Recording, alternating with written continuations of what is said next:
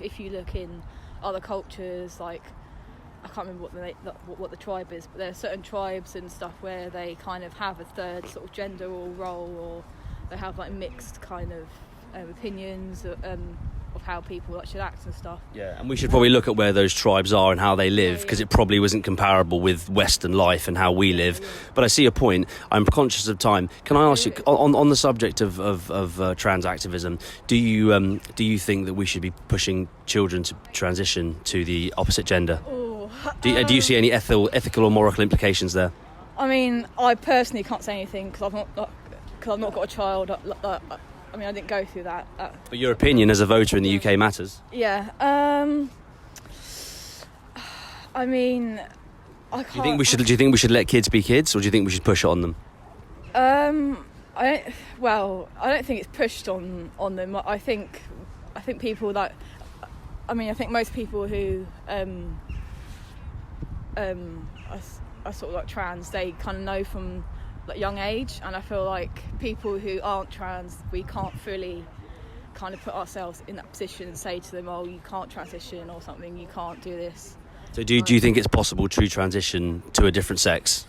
I mean, it's hard because when you're young, your brain's not as sort of like developed and stuff. You're not fully developed at 12, for example, as you are at 20. No, but then you kind of know yourself better than what other people do, so it's kind of a sort of dilemma. I don't have a straight answer for that, honestly. It's very difficult. Can I ask you a question? Do you know when you were a child, did you know what you wanted to be? No. I wanted to be. I know it sounds really cliche. I wanted to be a superhero, but it's a good job that I've grown up, because otherwise, if I wanted to transition to a superhero, I could go and jump off that roof, couldn't I? Yeah. I think it is definitely more of a cultural thing, because if you look at other sort of, I don't know, like countries, they kind of view gender as like different, and I mean even like families, because I was sort of raised as quite a gender neutral, like I was just sort of left to do what I wanted, basically. I was allowed to play with like boys' toys. Yeah, pink wasn't forced on you as a colour. No, actually my mum dressed me in sort of like blue stuff. So I was personally raised as quite a kind of open-minded sort of person. You were left to make up your own mind, your own decision about. But then I know that not everyone gets that kind of upbringing, so it's kind of